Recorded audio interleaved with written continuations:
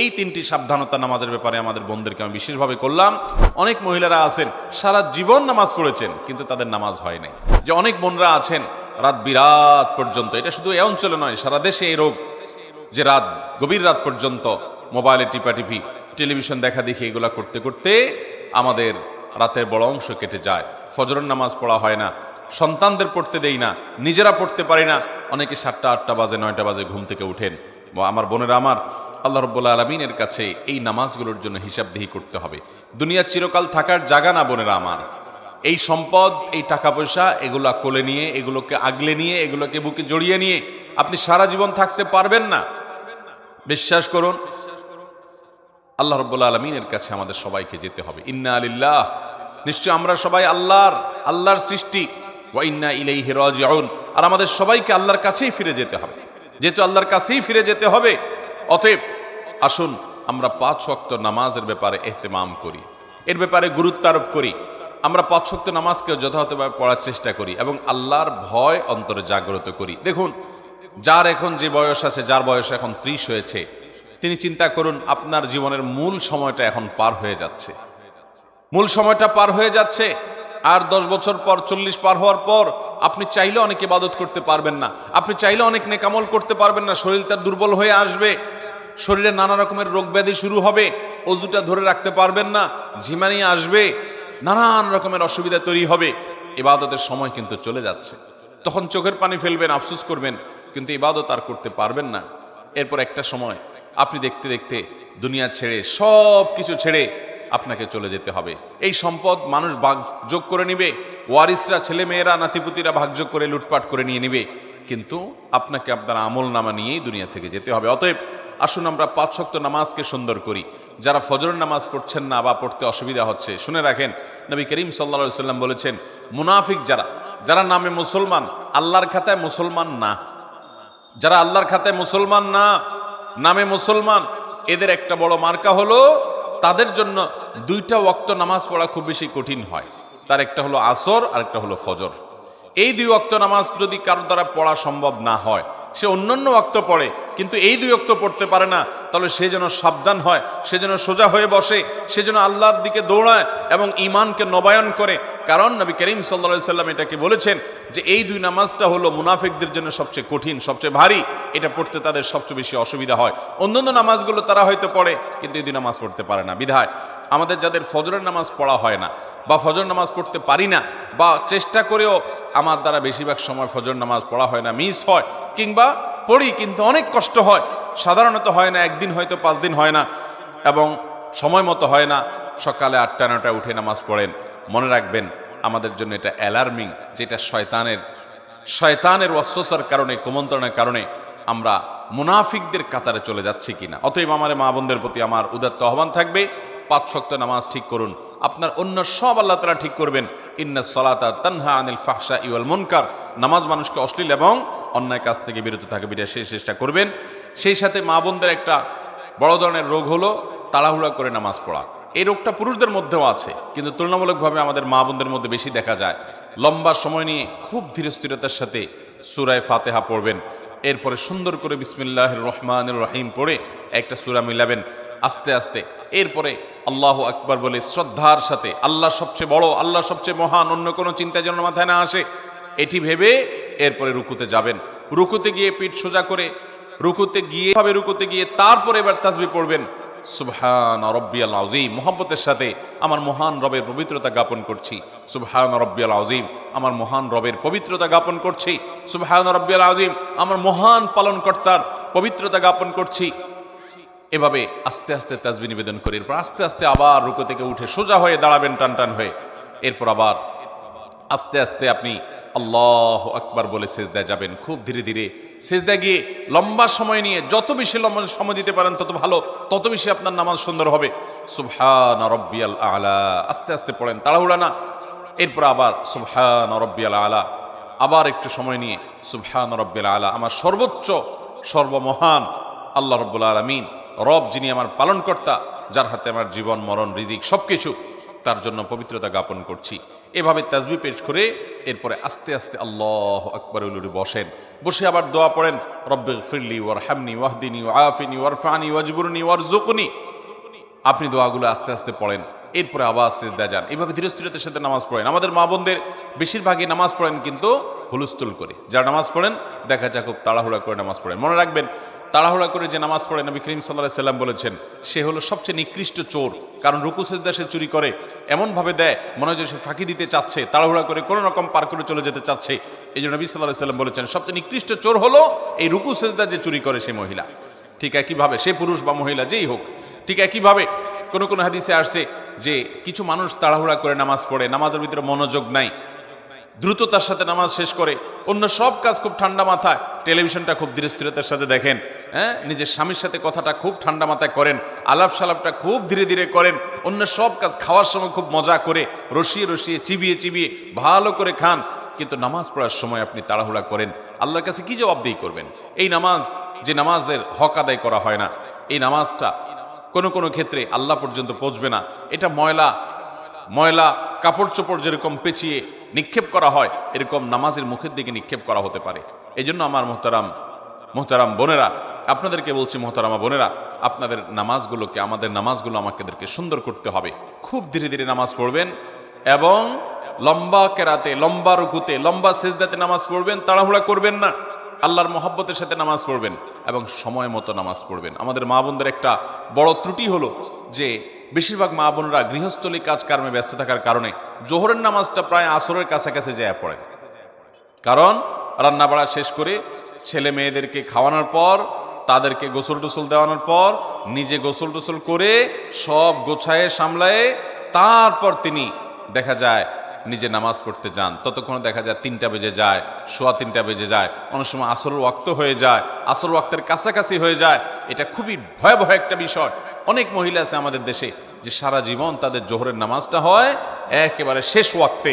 মনে রাখবেন, নবী করিম সাল্লাল্লাহু আলাইহি সাল্লামকে জিজ্ঞাসা করা হয়েছিল সবচেয়ে উত্তম নামাজ কোনটা, সবচেয়ে উত্তম আমল কোনটা? তিনি বলেছেন আসসালাতু লি আউয়ালি ওয়াক্তিহা, ওয়াক্ত হওয়ার পর শুরুর দিকে নামাজ আদায় করা, এটা হলো সবচেয়ে উত্তম আমল। অতএব আপনারা এই আমলটার ব্যাপারে খুব বেশি যত্নশীল থাকবেন, খুব বেশি মনোযোগী হবেন এবং আল্লাহর জন্য নামাজকে সুন্দর করবেন। আল্লাহ তাআলা আপনাদেরকে সেই তৌফিক দান করুন। সেই সাথে নামাজের ব্যাপারে আমাদের মা বোনদেরকে একটি বিষয় আমি সাবধান করতে চাই, সেটা হলো যে আপনারা অনেকে নামাজ পড়েন কিন্তু নামাজের একটা ফরজ হলো সতর ঢাকা। এই সতর ঢাকাতে আপনাদের প্রচুর পরিমাণে ত্রুটি থাকে। নামাজের জন্য যে সতর ঢাকতে হবে সেটা হলো পুরুষরা তো নাভি থেকে হাঁটু পর্যন্ত ঢাকতেই হবে, সেই সাথে কাঁধের উপরও কাপড় থাকতে হবে। হাদিস থেকে বোঝা যায় পরিষ্কারভাবে মূল হলো নাভি থেকে হাঁটু, এইটুকু হলো সতর। পাশাপাশি কাঁধের উপর রাখাটা পুরুষদের জন্য আপনার কর্তব্য, কিন্তু মূল সতরের বাইরে। কিন্তু মহিলাদের জন্য সতর হলো একেবারে মাথা থেকে পা পর্যন্ত। নামাজের সময় পুরো শরীর তাদের ঢেকে নামাজ পড়তে হবে, শুধু মুখমণ্ডল চেহারাটা খোলা থাকবে, 2 হাতের কবজি খোলা থাকবে এবং পায়ের পাতার তলার অংশ এটি খোলা থাকবে। এছাড়া পুরো শরীর তাদেরকে ঢেকে রাখতে হবে, এমনকি গলা, পিঠ, বুক এবং কাঁধ এবং হাতের যে গোছা আছে সেটা, কনুই টনুই, এগুলা সব, এমনকি মাথার চুল, এগুলা সবগুলা কিন্তু ঢাকতে হবে। আমাদের অনেক মহিলারা আছেন, অনেক মা বোনরা আছেন, মা চাচিরা আছেন, যারা দেখা যায় এখনো আপনার শাড়ি পরে নামাজ পড়েন, তার উপরে কোনো ওড়না পড়েন না। আপনি শাড়ি পরে নামাজ পড়েন কিন্তু তার উপর আপনাকে একটা বড় ওড়না বা কিছু দিয়ে আপনার পুরো শরীরকে ঢাকার চেষ্টা করতে হবে। শুধু শাড়ি পরে নামাজ পড়লে আপনার হাতের কোনোই দেখা যাবে, আপনার পেট বা পিঠের বা কিংবা কাঁধের কিছু অংশ আপনার দেখা যেতে পারে, চুলগুলা বের হয়ে যেতে পারে। যদি আপনার পুরো নামাজ জুড়ে এরকম শরীরের সমস্ত অঙ্গ প্রত্যঙ্গ খোলা থাকে, আপনার নামাজ হবে না। অনেক মহিলারা আছেন সারা জীবন নামাজ পড়েছেন কিন্তু তাদের নামাজ হয় নাই। অতএব আমাদেরকে মনে রাখতে হবে, মাথা থেকে পা পর্যন্ত মহিলারা নামাজের জন্য পুরো শরীরকে ঢেকে নামাজ পড়বেন, এটি তাদের জন্য ফরজ। এটি না হলে তার ফরজ তরক হবে, নামাজই হবে না। বিধায় এই 3টি সাবধানতা নামাজের ব্যাপারে আমাদের বোনদেরকে আমি বিশেষভাবে করলাম। আর যারা বয়সে অনেক তরুণী আছেন, আমাদের অনেকে আছেন নামাজের গুরুত্ব এখনো বুঝি না। দেখুন, আল্লাহ রাব্বুল আলামিনের কাছে আমাদের সবাইকে চলে যেতে হবে, খুব দ্রুততার সাথে চলে যেতে হবে। আমরা কেউ এখানে থাকতে আসি নাই, জিন্দিগি পার হয়ে যাচ্ছে। বিধায় এই ফরজ নামাজকে আমরা খুব গুরুত্বের সাথে পড়বো ইনশাআল্লাহ। দ্বিতীয়ত যে নসিহা থাকবে তা হলো, আল্লাহ রাব্বুল আলামিনের কাছে নারী হিসাবে আপনাদের একটা বিশেষ জবাবদিহিতা আছে, সেটা হলো আপনি কতটা পর্দা পশিদা করেছেন। পর্দার এই বিধানটাকে আল্লাহ তাআলা ফরজ করেছেন। সূরা নূর বেশি বেশি করে পড়বেন, সূরা আহজাব বেশি বেশি করে পড়বেন। এই দুই সূরাতে পর্দার বিধানগুলো আল্লাহ তাআলা বিস্তারিত পুঙ্খানুপুঙ্খ আলোচনা করেছেন। আমাদের মা বোনদের জন্য এক্সট্রা একটা ফরজ আছে, যেটা পুরুষদের জন্য নাই, সেটা হলো নিজের সৌন্দর্যকে পরপুরুষের সামনে প্রকাশ করা যাবে না, এটা ঢেকে তাদেরকে চলতে হবে। পুরুষদের জন্য যে নির্দেশ আছে এই সংশ্লিষ্ট, সেটা হলো তারা চোখের হেফাজত করবে, চোখকে অবনত করবে। কিন্তু মা বোনদের জন্য নির্দেশ হলো তারা নিজেদের এই সৌন্দর্য, আল্লাহর দেয়া সৌন্দর্য অর্থাৎ পুরো শরীরকে তারা ঢেকে ঢুকে রাখবে। নবী করিম সাল্লাল্লাহু আলাইহি সাল্লাম বলেছেন, আলমার আতু আওরা, একজন নারী পুরাটাই হলো আবৃত রাখতে হয় তার নিজেকে। যদি কোনো নারী বাসা থেকে বের হয়, ইস্তাশাফাহা শয়তান, শয়তান তার পিছে লাগে এবং তাকে দিয়ে বহু মানুষকে বিভ্রান্ত করে, ঈমান হরণ করে, তাকওয়া হরণ করে, চোখের গুনাহ করায়, মনের জেনা করায় এবং তাকে হারামের দিকে নিয়ে যায়। এজন্য মা বোনদের কর্তব্য হলো তার কারণে কোনো পরপুরুষ যেন ফিতনায় পতিত না হয়। এবং এই জন্যই নবী করিম সাল্লাল্লাহু আলাইহি সাল্লাম বলেছেন, কোন নারী যদি সুগন্ধি ব্যবহার করে এবং সুগন্ধি ব্যবহার করে যদি বের হয়, উদ্দেশ্যই হলো যে তার এই সুগন্ধি তিনি যখন রাস্তা চলাফেরা করবেন, আশেপাশে মানুষের নাকে যাবে, পুরুষদের দৃষ্টি আকৃষ্ট হবে, তারা তার দিকে আকৃষ্ট হবে, তাকে নিয়ে কল্পনা জল্পনা করবে। এরকম যদি কোনো নারী সুগন্ধি ব্যবহার করে বের হয়, তাহলে সে জান্নাত তো দূরের কথা, জান্নাতের গ্রাণ পর্যন্ত পাবে না। মোহতারাম বোনেরা আমার, এই জন্য আপনাদেরকে পর্দার বিধানটা খুব ভালো করে মেনে চলতে হবে। কোনো পুরুষের সাথে আপনার যদি কথা বলার দরকার হয়, আপনি 100 বার বলবেন, কিন্তু সেটা হলো প্রয়োজন মতো। অপ্রয়োজনীয় আলাপ করা যাবে না, বেহুদা আলাপ করা যাবে না, কেমন আছেন, কি খাইছেন, অপ্রয়োজনীয় কথা বলবেন না। কোনো দরকার হলো তো আপনি কেনার দোকানদারের কাছে কথা বলতে হলো, তো আপনি কথা বলবেন। কিন্তু সেখানে আবার অনেক মা বোনরা আছেন, অন্য পুরুষের সাথে কথা বলার সময় কৃত্রিম সুরে কথা বলেন, একটু মিষ্টি সুরে কথা বলেন, একটু কোমল কণ্ঠে কথা বলেন, একটু নিজের কণ্ঠটার ভিতরে বিশেষ মাধুর্যতা এনে কথা বলার চেষ্টা করেন। কোরআনে কারিমে আল্লাহ রাব্বুল আলামিন স্পষ্ট নিষেধ করেছেন যে তোমরা যখন পরপুরুষের সাথে কথা বলার দরকার হবে, কোনো প্রয়োজনে তোমরা কথা বলবে, ফালা তাখদা'না বিল কওল, তখন তোমরা কথাকে কোমল করে বলবে না, কথার ভিতরে কোমলতা সৃষ্টি করবে না, বরং স্বাভাবিকভাবে কথা বলবে। ওয়াকুলনা কাওলাম মারুফা, স্বাভাবিক কথা বলতে হবে। আমাদের বোনরা, মায়েরা অনেকে এই পর্দার বিধানগুলোকে লঙ্ঘন করেন। সোশ্যাল মিডিয়াতে অনেক মেয়েরা আছেন, নিজেদের ছবি, উন্মুক্ত ছবি আপনারা তুলে সেটাকে আপলোড করেন, আপনার স্বামীর সাথে ছবি আপলোড করেন, আপনি নিজের ছবি আপলোড করেন, বান্ধবীরা একসাথে হয়ে আপলোড করেন। আপনি একজন প্রাপ্তবয়স্কা নারী হওয়ার পর, আপনি বয়স্ক বা প্রাপ্তবয়স্ক হওয়ার কাছাকাছি পৌঁছে গেছে আপনার মেয়ে, সেই মেয়ের ছবি তুলে আপনি ফেসবুকে আপলোড করলেন। তাহলে সেক্ষেত্রে আপনাদের ছবি দেখে যত পুরুষ চোখের জেনায় লিপ্ত হবে, তারা সবাই তো তাদের অপরাধ করবেই। আপনারা যারা নিজেদের ছবি আপলোড করেছেন, আপনি শুধুমাত্র এই ছবি আপলোড করে যত মানুষ চোখের জেনা করছে, তাদের সবার সমপরিমাণ গুনাহের ভাগীদার আপনাকে হতে হবে। ঠিক একইভাবে দেখা যাবে এই ছবি আপনি আপলোড করার পর আপনার এখান থেকে কতজন কপি করে নিয়ে গেছে, কত বাজে বাজে জায়গায় ব্যবহার করেছে, কত পুরুষরা সেটা দেখছে, কতজন এটা দেখে আপনাকে নিয়ে মনে মনে জেনা করছে। এর সবগুলোর পাপের ভাগীদার কিন্তু আপনাকে হতে হবে। একজন নারী, মুসলিম নারী, তার সম্ভ্রম, তার ইজ্জত অনেক দামি। তিনি চিন্তা করবেন আমাকে নিয়ে কেউ বাজে চিন্তা করতে পারে, এমন কোনো জায়গায় আমি নিজেকে উপস্থাপন করব না। আপনি যখন আপনার ছবিকে ফেসবুকে ছেড়ে দিবেন, টুইটারে ছেড়ে দিবেন, অনেক বোনরা আছেন যে আজকাল দেখা যায় টিকটকে নিজেদের ভিডিও ছেড়ে দেন, ফেসবুকে নিজেদের ভিডিও ছবি ছেড়ে দেন, নিজেদের ব্যক্তিগত পারিবারিক বিষয়াবলীগুলোকে ছেড়ে দেন। আপনার শরীর, আপনার শরীরের সৌন্দর্য, এটা আপনি যারা পরপুরুষ তাদের সামনে আপনি দেখার সুযোগ করে দিয়েছেন। এটা আপনার আত্মসম্মান বোধ পরিপন্থী যে আপনাকে নিয়ে বাজে জল্পনা করার সুযোগ আপনি করেছেন, এবং বাজে জল্পনা যে আপনাকে নিয়ে হবে এই ব্যাপারে কোনো সন্দেহ নাই। কারণ আল্লাহ তাআলা সৃষ্টি করেছেন এরকম যে নারীদের প্রতি পুরুষদেরকে আকৃষ্ট করেছেন। অতএব আকৃষ্ট হওয়ার প্রবণতা পুরুষদের মধ্যে আছে। এই জন্য পুরুষরা তাদের চোখকে হেফাজত করবে, আর মা বোন তাদের ইজ্জত এবং সম্ভ্রমকে রক্ষা করার জন্য তাদের ব্যক্তিত্ব এবং আত্মসম্মান বোধের জায়গা থেকে তারা পর্দার বিধান মেনে চলবেন। পর্দা করা ফরজ মেয়েদের জন্য। এই ফরজ বিধান না মানার কারণে অনেক বোনরা জাহান্নামে যাবে। নবী করিম সাল্লাল্লাহু আলাইহি সাল্লাম নারীদের জন্য যে শর্ট সিলেবাস দিয়েছেন, 4টি কাজ করার মাধ্যমে নারীরা জান্নাতি হতে পারেন, তার ভিতরে একটি কাজ হলো যে ও হাফিজাত ফরজাহা, কোন নারী যদি তার সম্ভ্রমকে, ইজ্জতকে হেফাজত করেন। আজকাল অনেক বোনরা আছেন, এখানে আমাদের অনেক তরুণী মেয়েরা আছেন যারা ফেসবুকে ছেলেদেরকে ফ্রেন্ড লিস্টে ঢুকান। ফেসবুকে আপনাদের শত শত ছেলে বন্ধু আছে তথাকথিত, এটা শয়তানের সবচেয়ে বড় অস্ত্র। আপনি এই ছেলে বন্ধুদের সাথে তাদের ফেসবুকে, তাদের আইডিতে গিয়ে কমেন্ট করেন, তাদের আইডিতে তাদের পোস্টে আপনি লাইক করেন, তারা আপনার এখানে লাইক কমেন্ট করে, এবং দেখা যায় মাঝে মধ্যে একটু রসিকতা সুলভ কথা হয়। প্রথমে হয়তো দরকারি কথা হয়, এরপর আস্তে আস্তে রসিকতা সুলভ কথা হয়, এরপর আস্তে আস্তে মনের অজান্তে আপনি হয়তো জেনার দিকে চলে যাচ্ছেন। সরাসরি জেনায় হয়তো প্রথমে যাবেন না, জল্পনা কল্পনার জেনা শুরু হয়, এরপর আস্তে আস্তে মূল জেনার দিকে মানুষ চলে যায়। মূল জেনার দিকে যদি নাও যায়, শুধু জল্পনা কল্পনা করার কারণে আপনার আল্লাহর কাছে জেনার গুনাহ আপনার আমলনামায় লেখা হবে। অনেক বোনরা আছেন যারা এই কাজগুলো করেন, অনেক ভাইরা আছেন, এটা যেহেতু বোনদের মজলিস এবং মেয়েরা আমাদের কথা শুনছেন, সেজন্য আপনাদেরকে বলছি, আল্লাহরও আস্তে আল্লাহ আপনাকে একটা আত্মমর্যাদা দিয়েছে। আপনি মুসলিম নারী, আপনি সম্ভ্রান্ত, আপনি রাস্তার বেহায়া নারীর মতো নন, আপনি একজন সম্ভ্রান্ত, আপনার ইজ্জত এবং সম্মান আছে।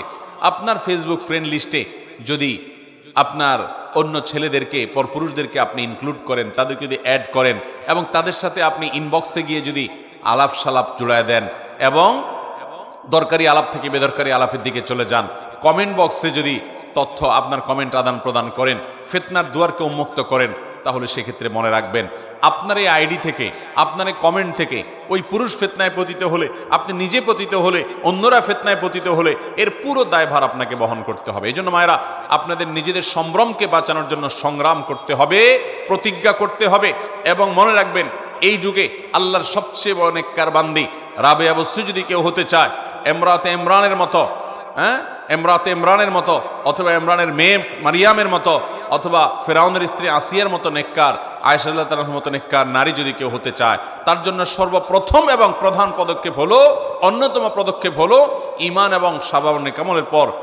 নেকামলের পর তার ইজ্জতকে হেফাজত করতে হবে, পর্দা মানতে হবে। আজ আমাদের পর্দার বিধানটা নাই। দেখা যায় মার বয়স 40, 45, 50 পার হয়ে গেছে, তারপর তিনি বোরকা পরেন, অথচ তার 15 বছর 20 বছরের মেয়েটাকে তিনি বোরকা পরান না।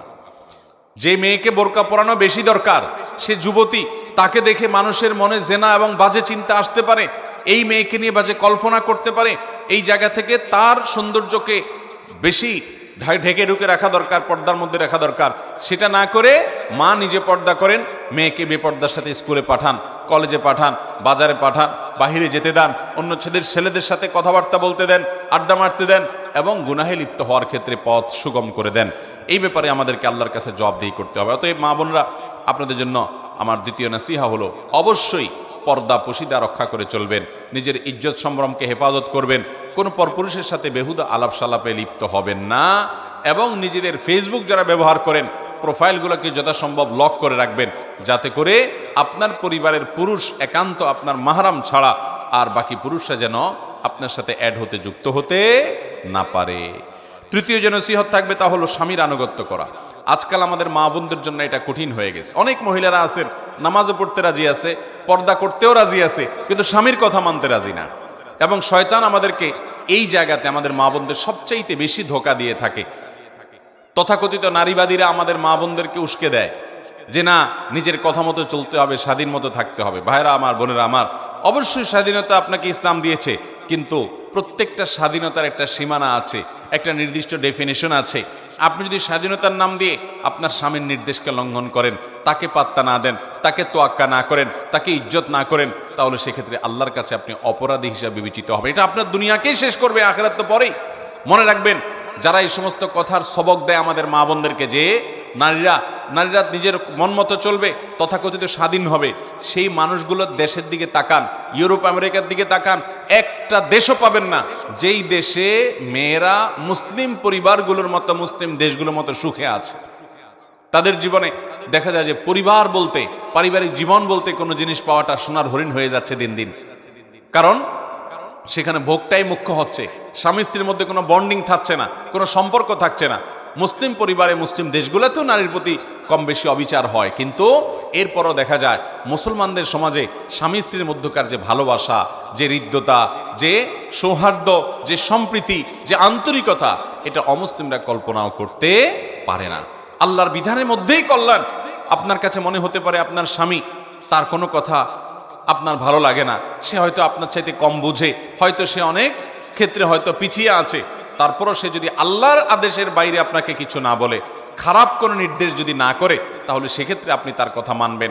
সংসারের বিষয়ে স্বামীর সাথে বেশি তর্ক করতে যাবেন না, এটা তার বিষয়। সে কিভাবে উপার্জন করবে, বিশেষ করে হালাল উপার্জনের ক্ষেত্রে সে কোন পথে যাবে না যাবে, কোন ব্যবসা করবে না করবে, কাকে কি দিবে না দিবে, এসব বিষয়ে খুব বেশি মাথা ঘামাতে যাবেন না। আমাদের অনেক বোনরা আছেন এগুলো নিয়ে অনেক বেশি মাথা ঘামিয়ে সংসারে অশান্তি সৃষ্টি করেন, স্বামীর অবাধ্য হয়ে যান।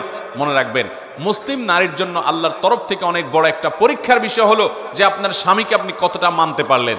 আমি বহু নারীর কথা জানি যারা তাহাজ্জুদের নামাজও পড়ে, যারা নফল নামাজ রোজাও রাখে, যারা আইয়ামে বীজের রোজা রাখে, যারা সোম বৃহস্পতিবার নফল রোজা রাখে, যারা নিয়মিত কোরআন তেলাওয়াত করে, নিয়মিত তাসবিহ তাহলিল করে, জিকির আজকার করে, সবই ঠিক আছে, কিন্তু স্বামীর সাথে সারাদিন বাদাবাদি, স্বামীর সাথে সারাদিন তর্ক করবে, স্বামীকে মেনে চলবে না। কোন এক সালাফ এর স্ত্রী বলেছিলেন, আমরা আমাদের স্বামীদেরকে আগের যুগের মানুষ রাজাদেরকে যেরকম সম্মান করতো ওই রকম সম্মান করতাম। অতএব আমার মা বোনরা, আপনাদের জন্য এটা আল্লাহ তাআলার তরফ থেকে একটা অ্যাসিড টেস্ট, একটা অগ্নি পরীক্ষা। আপনারা অবশ্যই আপনাদের স্বামীদেরকে মেনে চলবেন। স্বামীদের অবশ্য কর্তব্য স্ত্রীর সাথে সর্বোচ্চ সুন্দর আচরণ করবে, কারণ নবীজি সাল্লাল্লাহু আলাইহি সাল্লাম বলেছেন, তোমাদের মধ্যে স্ত্রীদের কাছে যে যত বেশি ভালো সে আসলেই ভালো এবং আল্লাহর কাছে ভালো। এজন্য স্ত্রীর সাথে সুন্দর আচরণ করে ভালো থাকার চেষ্টা করবে পুরুষরা, কিন্তু নারীরা তাদের স্বামীদের সামনে নিজেকে অনুগত হিসাবে, এবং স্বামীদের একান্ত অনুগত মানুষ হিসাবে উপস্থাপন করবেন। কারণ নবী করিম সাল্লাল্লাহু আলাইহি ওয়াসাল্লাম ওই যে শর্ট সিলেবাসে নারীদের 4 কাজে জান্নাতের কথা বলেছেন, অফার করেছেন, এর ভিতরে একটা হলো আতাআত যাওজাহা, যে নারী তার স্বামীর কথা শুনে স্বামীর সাথে কুতর্ক করে না, ঝগড়াঝাটি করে না, বেয়াদবি করে না এবং তেড়ামি করে না, বরং যথাসম্ভব স্বামীকে ইজ্জত করে, সম্ভ্রম করে। আপনি আপনার কোন রাজাকে যেরকম সম্মান করেন, তার কথাকে যেরকম শ্রদ্ধা করেন স্বামীর সাথে, সেই আচরণটা থাকতে হবে। এই একটি জায়গাতে ত্রুটির কারণে, এই একটি জায়গায় গাফিলতির কারণে, বিচ্ছুরিতার কারণে শত শত হাজার হাজার পর্দানুসীন, কোরআন তেলাওয়াতকারী, জিকির আজকারকারী, ইবাদত গুজার নারীরা ধরা খেয়ে যাবে এবং আল্লাহর পাকড়ার মধ্যে যাবে। আমি আজকের এই নারী সম্মেলনে আমাদের মা বোনদেরকে উদাত্ত আহ্বান করব, আসুন এই চ্যালেঞ্জটা গ্রহণ করি যে আমরা আমাদের স্বামীদেরকে সর্বোচ্চ শ্রদ্ধা করব এবং মেনে চলব। এটি আজ আমাদের মা বোনদের থেকে প্রায় হারিয়ে গেছে। আল্লাহ তাআলা আমাদেরকে আমলের তৌফিক দান করুন। 4 নম্বর যে নসিহা করব তা হলো, আমাদের সন্তানরা আমাদের উপরে আমানত, আমাদের কাছে আমানত। নবী করিম সাল্লাল্লাহু আলাইহি ওয়াসাল্লাম বলেছেন, কুল্লু মাউলুদিন ইউলাদু আলাল ফিতরাহ, প্রতিটা পরিবারের ছোট ছোট শিশু যারা দুনিয়াতে আসে এরা সবাই মুসলমান হয়ে জন্মগ্রহণ করে, মায়ের গর্ভ থেকে তারা ভালো মানুষ হয়ে আসে। ইল্লা আন্না আবওয়াহু ইউহাউদানিহি আও ইউনাসরানিহি আও ইউমাজ্জিসানিহি, তবে এই বাচ্চাগুলোর মা, তার বাবা, তারা এই বাচ্চাগুলোকে খ্রিস্টান বানায়, ইয়াহুদি বানায়, বেঈমান করে দেয় এবং ঈমান হারা করে ফেলে। বিধায় আমাদের সন্তানরা আল্লাহর কাছে তাদের ব্যাপারে আমরা জিজ্ঞাসিত হব। আল্লাহ রাসূল সাল্লাল্লাহু আলাইহি ওয়াসাল্লাম বলেছেন, আল্লাহ কুল্লুকুম রাইন ওয়া কুল্লুকুম মাসউলুন আন রাইয়াতিহি, তোমাদের প্রত্যেকেই দায়িত্বশীল, তোমাদের সবাইকে অধীনস্থদের সম্পর্কে জিজ্ঞাসাবাদ করা হবে। একজন নারী, তিনি স্বামীর ঘরের ব্যাপারে দায়িত্বশীল, কিভাবে এটা দেখভাল করলেন, স্বামীর টাকা পয়সার আমানতদারিতা রক্ষা করলেন কিনা, স্বামীর অগোচরে নিজের ইজ্জত সম্ভ্রমকে হেফাজত করলেন কিনা, সন্তানদেরকে সঠিকভাবে লালন পালন করলেন কিনা, এই জন্য তাকে অবশ্যই আল্লাহর কাছে জবাবদিহি করতে হবে। এই জন্য আমাদের মা বোনদেরকে আমি বলবো, বিশেষভাবে আপনাদের সন্তানদের প্রতি আপনারা যত্ন নিন। ছেলে হোক মেয়ে হোক, অবশ্যই তাদেরকে 7 বছর বয়স হওয়ার সাথে সাথে নিজে নামাজ পড়ুন, সুন্দর করে তাদের সামনে তাদেরকে নামাজ দেখান এবং নামাজ শেখান, নামাজ পড়তে উদ্বুদ্ধ করুন, কোরআনটা শুদ্ধ করে পড়তে শেখান, তাদের সামনে কোরআন তেলাওয়াত করুন, মোবাইলের নেশা ছেড়ে দেন, কোরআন হাতে নেন, আপনি নিজে কোরআন পড়েন, তাদেরকে কোরআন পড়তে উদ্বুদ্ধ করেন, কোরআন পড়তে উৎসাহিত করেন। যদি কন্যা সন্তান হয় তাহলে সেক্ষেত্রে তাকে 8, 9, 10 বছরের কাছাকাছি বয়স গেলেই তখন থেকে তাকে পর্দা বুঝান। কেন পর্দা করতে হবে? একজন নারী তার সম্ভ্রম, তার ইজ্জত, তার আত্মসম্মান, আত্মমর্যাদার জায়গা থেকে তাকে নিয়ে কাউকে বাজে চিন্তা করতে দিবে না তিনি, এই জায়গা থেকে, এবং সমাজে মানুষের ফিতনার কারণ হবেন না তিনি, তার কারণে কেউ বিপদগামী হবে না, কোনো যুবক, কোনো তরুণ। সেই জায়গা থেকে আল্লাহর ফরজ নির্দেশ মানতে গিয়ে তিনি পর্দা করবেন। আল্লাহ বলেছেন, ওয়ালা ইউবদিনা যিনাতাহুন্না, নারীরা তাদের সৌন্দর্যকে প্রকাশ করবে না, ইল্লা মা যারা মিনহা, কিন্তু পর্দা করার পরও যদি আপনার পর্দার বাহির থেকে প্রকাশিত হয়, অর্থাৎ বাহির থেকে যদি কেউ দেখে সেটি ভিন্ন বিষয়, কিন্তু পর্দা করবে, নিজেকে ঢেকে ঢুকে রাখবে এবং এটার জন্য সে টাইট পোশাক পরবে না। অনেক মহিলারা আছেন যে আজকাল প্রচুর পরিমাণে টাইট পোশাক আশাক পরেন, পুরুষদের মতো পোশাক আশাক পরেন, শার্ট প্যান্ট পরেন। মনে রাখবেন, নবী করিম সাল্লাল্লাহু আলাইহি ওয়াসাল্লাম বলেছেন, লানাল্লাহু আল মুতাশাব্বিহাতু মিনান নিসাই বির রিজাল, ওই মহিলাদের প্রতি আল্লাহ লানত এবং গজব নাজিল হয় যারা পোশাক আশাকে বেশভূষায় পুরুষের সাদৃশ্য গ্রহণ করে। তারা শার্ট প্যান্ট পরে, টি শার্ট পরে, তারা দেখা যায় পুরুষদের মতো চুল রাখে, তারা পুরুষদের মতো চলাফেরা সবকিছু করে, গেঞ্জি ইত্যাদি পরে বাহিরে ঘুরে বেড়ায়। এগুলো একজন নারীর জন্য হারাম। একইভাবে পুরুষের জন্য হারাম করা হয়েছে তারা মহিলাদের বেশভূষা ধারণ করবে না। আমার বোনেরা, আল্লাহ তাআলা আপনাদেরকে যে নারী হিসাবে সৃষ্টি করেছেন, এই নারীত্বের মধ্যে আপনাদের সম্মান নিহিত আছে। অনেক মহিলারা পুরুষ হতে চান, পুরুষের মতো হতে চান। আপনি মহিলা হওয়ার পরও পুরুষের মতো পোশাক আশাকে যদি তাদের মতো হতে চান, এটা আপনার নিজের জন্য অপমানের। কেন অপমানের? কারণ আল্লাহ আপনাকে যে নারী হিসাবে সৃষ্টি করেছেন, তার মানে আপনি এটাতে আপনি অপমান বোধ করছেন। আপনি মনে করছেন নারী তুচ্ছ, নারী ছোট, এই জন্য আপনি পুরুষ হওয়ার চেষ্টা করছেন। পুরুষ হওয়ার চেষ্টা করাটা বরং আপনার জন্য অপমানের। আপনার নারীত্বের মধ্যেই আপনার জন্য সম্মান নিহিত আছে, যেটা আমরা এতক্ষণ বলছিলাম। অতএব এই পুরুষদের মতো পোশাক আশাক পরা যাবে না। অনেক মায়েরা আছেন নিজেরা ঠিকই দেখা যায় যে নারী সুলভ পোশাক আশাক তারা পরছেন, নিজের ইয়াং মেয়েকে দেখা যাচ্ছে প্যান্ট কিনে দিচ্ছেন, টি শার্ট কিনে দিচ্ছেন, গেঞ্জি কিনে দিচ্ছেন। আজকাল দেখা যায় ছোট ছোট মেয়েদেরকে 7 বছর 8 বছর বয়স থেকে তাদেরকে বেহায়াপনা এবং অশ্লীলতার পোশাক আশাক তাদেরকে কিনে দেওয়া হচ্ছে। বাজারেও সেরকম পোশাক আশাক পাওয়া যাচ্ছে, শর্টকাট পোশাক আশাক, ছোটখাটো সংক্ষিপ্ত পোশাক আশাক, অতিরিক্ত পাতলা পোশাক আশাক, অতিরিক্ত টাইট পোশাক আশাক। নবী করিম সাল্লাল্লাহু আলাইহি সাল্লাম বলেছেন, রুব্বা কাসিয়াতিন ফিদ দুনিয়া আরিয়াতুন ফিল আখিরাহ। বহু নারী দুনিয়াতে রুব্বা কাসিয়াতুন আরিয়াত, বহু নারী আছে পোশাক পরে থাকে, কিন্তু পোশাক পরেও বিবস্ত্র পোশাকহীন এবং নিউলঙ্গ মানুষের যে অপরাধ, যে পাপ, সে অপরাধে অপরাধী হয় পোশাক পরার পরও। কারণ তাদের সে পোশাকটা এত পাতলা যে শরীরের ভেতরের অংশ দেখা যায়, এত টাইট যে তাদের শরীর বিভিন্ন অঙ্গ প্রত্যঙ্গ ফুটে ওঠে। এই জন্য ঢিলা ঢালা পোশাক পরতে হবে। এবং আপনারা নিজেরা শখ করে যে সমস্ত পোশাক আশাক পরবেন, সেগুলো আপনার স্বামী, আপনার বাবা, ভাই, বাসা বাড়িতে মাহরাম পুরুষরা যা থাকবে তাদের সামনে আপনি পরবেন, কিন্তু বাহিরে যখন যাবেন নিজের সৌন্দর্যকে আপনি যেখানে সেখানে বিকিয়ে দিবেন না। একজন মুসলিম নারী, তার অবস্থানটা সবচেয়ে যৌক্তিক এই জায়গায়, কারণ তিনি বাহিরে যখন যান তার সৌন্দর্যকে রাস্তার পুরুষদের মধ্যে বিলান না, এটা তার পরিবারের পুরুষদের মধ্যে সীমাবদ্ধ রাখেন, এটা তার আত্মসম্মানের জায়গা। অতএব পোশাক আশাক কেনার ক্ষেত্রে এটি আমরা খেয়াল করবো। বাচ্চাদেরকে তরবিয়ত এবং লালন পালনের ক্ষেত্রে মেয়েরা যেন বাচ্চা মেয়েদেরকে যেরকম বেহায়াপনা পোশাক, অশ্লীল কোনো পোশাক, খোলামেলা পোশাক যেন আমরা না কিনে দেই। তাদেরকে আমরা হিজাব করতে শিখাই, পর্দা করতে শিখাই, সভ্যতা শিখাই, ভদ্রতা শিখাই, আল্লাহর বিধান মতো চলতে শিখাই। আল্লাহ আমাদেরকে তৌফিক দান করুন। বিশেষ করে আমরা যখন দুনিয়া থেকে চলে যাব, আমাদের সন্তানরা আমাদের সবচেয়ে বড় তারা আমাদের আল্লাহর তরফ থেকে নেয়ামত। কারণ আপনি দুনিয়া থেকে চলে যাবেন, আপনার মেয়েকে যদি আপনি কোরআন শিখায় যান, ছেলেকে যদি কোরআন শিখায় যান, তাদেরকে যদি নামাজ শিখায় যান, তাদেরকে যদি দিনদারি শিখায় যান, আল্লাহ এবং তার রাসূলের আদেশ নিষেধ শিখায় যান, এরা আবার তাদের পরবর্তী ছেলে মেয়েকে যদি শিখায়, তাহলে আপনি কিন্তু কবরে যেয়ে এই সওয়াব পেতে থাকবেন। আপনি সওয়াবের গাছ লাগাই দিলেন ছেলে মেয়েকে যদি মানুষ করে যেতে পারেন। আল্লাহ আমাদের মা বোনদেরকে তৌফিক দান করুন। 5 নম্বর যে নসিহত করবো তা হলো অনর্থক এবং বেহুদা জিনিস থেকে বেঁচে থাকা।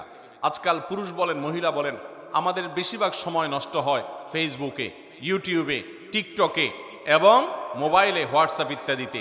স্মার্টফোন টিপতে টিপতে আজকে আমাদের দিন যায়, রাত যায়, নামাজ বরবাদ হয়ে যায়, আল্লাহর বিধান থেকে আমরা সরে গেছি।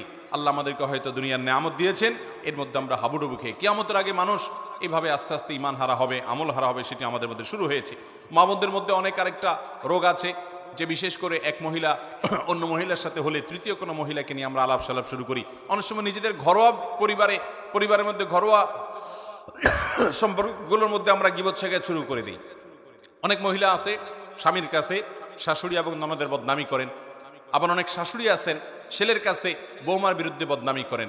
অনেক মহিলা আছে নিজের জারের বদনামি করেন, অনেক মহিলা আছেন পাশের বাড়ির মহিলাকে নিয়ে বদনামি করেন, কানাঘুষা করেন, তার ব্যক্তিগত বিষয় আসক কান পেতে শোনার চেষ্টা করেন, চোখ দিয়ে দেখার চেষ্টা করেন। এই রোগগুলো প্রচুর পরিমাণে আছে। এগুলো সবগুলো কাবিরা গুনাহ, এগুলো সবগুলো হারাম। একজন ইমানদার কারোর পিছে লাগবে না, কে কি বললো না বললো তারটা সে হিসাব করবে। আমি আমার নিজের হিসাব নিয়ে ব্যস্ত থাকবো, কারোর পেছনে সমালোচনা করব না। দেখা যায় যে 2-4 জন মহিলা একসাথে হলেই শুরু হয়ে যায় গীবত, শিকায়েত, কে কি করলো না করলো, বেহুদা কাজ। নবী করিম সাল্লাল্লাহু আলাইহি ওয়াসাল্লাম বলেছেন, মিন হুসনি ইসলামিল মারই তারকু মা লা ইয়ানি। একজন মুসলমানের ইসলাম সৌন্দর্য হবে, সে ভালো মুসলমান হতে পারবে যখন সে অনর্থক কাজ পরিহার করবে, বাজে কাজ পরিহার করবে, যে কাজ অর্থহীন, যেটা দুনিয়া আখিরাতে কোনো কাজে আসবে না, সে কাজ থেকে পরিহার করবে। অতএব আমার 5 নম্বর নসিহত হলো বোনরা আপনাদের জন্য, যে আল্লাহর ওয়াস্তে আসুন, অনর্থক কাজ আমরা বন্ধ করি। মোবাইল টিপাটিপি এটাকে নিয়ন্ত্রণ করেন আল্লাহর ওয়াস্তে। ছেলে মেয়েদেরকে সময় দেন, নামাজ তেলাওয়াতের সময় দেন, কোরআন হাদিস পড়েন। এই মোবাইল টিপতে টিপতে আপনি কি পেয়েছেন? জীবনে কিচ্ছু পাবেন না, সব হারাবেন। অনেকে এই টিপাটিপির করতে করতে স্বামী হারায়, সন্তান হারায়, মানুষের ভালোবাসা হারায়, আল্লাহর প্রিয় পাত্র হওয়ার জায়গাটা হারিয়ে ফেলে এবং দেখা যায় জাহান্নামের দিকে চলে যায়। বিধায় আমরা অনর্থক কাজ করব না, মোবাইল প্রয়োজনে ব্যবহার করব, অপ্রয়োজনে ব্যবহার করব না, অহেতুক ঘন্টাকে ঘন্টা ফেসবুক ইউটিউবে ডুবে থাকবো না। আল্লাহর কাছে সময়ের জন্য জবাবদিহি করা লাগবে। সেই সাথে বউ যারা আছেন তারা শাশুড়ির, আর যারা শাশুড়ি আছেন তারা বউয়ের ব্যাপারে দায়িত্বশীল থাকবেন। কেউ কারোর প্রতি জুলুম করবেন না। আজকে যিনি পুত্রবধূ আছেন, আগামীকালকে আপনি শাশুড়ি হবেন। অতএব আপনি যেন আপনার শাশুড়ির প্রতি অবিচার না করেন, তার প্রতি জুলুম না করেন, তার প্রতি যেন ইহসান করেন, তার দিকটা খেয়াল করেন, তাকে সেবা করেন। শাশুড়ি অনেক উল্টাপাল্টা করতে পারে, শ্বশুর অনেক উল্টাপাল্টা করতে পারে না বুঝে। তারা বয়স্ক মানুষ, আগের যুগের মানুষ, আগের জেনারেশনের মানুষ, তাদের সেন্স আপনার সেন্স একরকম না। এটা বুঝে তাদেরকে ক্ষমা সুন্দর দৃষ্টিতে দেখেন।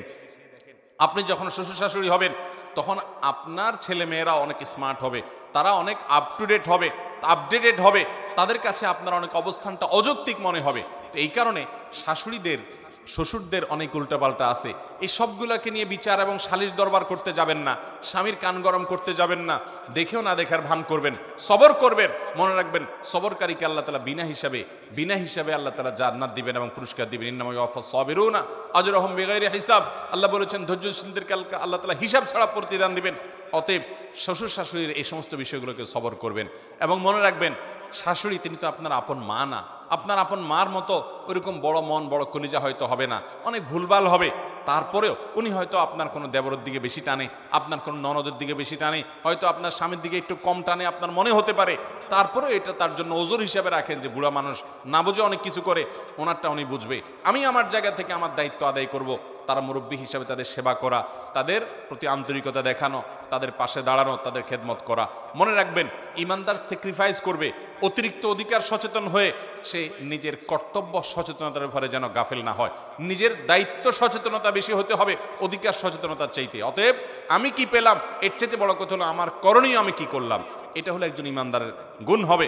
ঠিক একইভাবে একজন শাশুড়ি তিনি তার বৌমার ব্যাপারে এরকম আন্তরিকতা দেখাবেন যে আমার নিজের মেয়ের মতো সে তো আপন হবে না, সে তো পরের ঘর থেকে আসছে, নিজের বাবা মাকে ফেলে রেখে, ভাই বোনকে ফেলে রেখে, নিজের সংসার ফেলে রেখে আজীবনের জন্য আমার বাড়িতে চলে আসছে। এটাই তো তার অনেক বড় ত্যাগ। তার প্রতি আন্তরিকতা দেখাতে হবে, স্নেহ মমতা দিয়ে তাকে বড় করতে হবে। তার কিছু হলেই ছেলের কান গরম করা যাবে না, এটা নিয়ে দরবার বসানো যাবে না, বিচার বসানো যাবে না। যথাসম্ভব ছাড় দিতে হবে, ধৈর্য ধারণ করতে হবে। আল্লাহ তাআলা আমাদের মা বোনদেরকে একজন জান্নাতি নারীর যে গুণাবলী, একজন ভালো নারীর যে গুণাবলী, কোরআন যে সূরা তাহরিমের মধ্যে দুজন নারীর দৃষ্টান্ত দিয়েছেন, ইমানদার নারী, একজন হলেন ফেরাউনের স্ত্রী আসিয়া, আর একজন হলেন ইমরানের মেয়ে মারিয়াম, ঈসা ইসলামের মা মারিয়াম।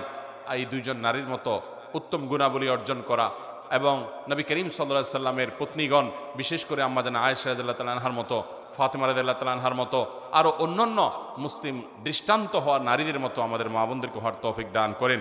এবং সেই সাথে লূত আলাইহিস সালামের স্ত্রী এবং আল্লাহ নবী নূহ আলাইহিস সালামের স্ত্রীর মতো আল্লাহর অবাধ্য, ফাসেকা এবং চরিত্রহীনা কিংবা তলে তলে জেনার গুনাহে লিপ্ত, পরকীয়াতে লিপ্ত, অন্য পুরুষদের সাথে আসক্ত, তাদের প্রতি আসক্ত এবং গুনাহে লিপ্ত এবং আল্লাহর অবাধ্য হওয়া বেপরদিগি থেকে আল্লাহ তাআলা আমাদের মা বোনদেরকে হেফাজত করুন। এবং এই মজলিস থেকে আমরা ভালো কিছু শিখে গিয়ে আমাদের জীবনকে যেন পরিবর্তন করতে পারি, সেই তৌফিক আমাদের সবাইকে আল্লাহ তাআলা দান করুন। ওয়া আখিরু দাওয়ানা আলহামদুলিল্লাহি রাব্বিল আলামিন।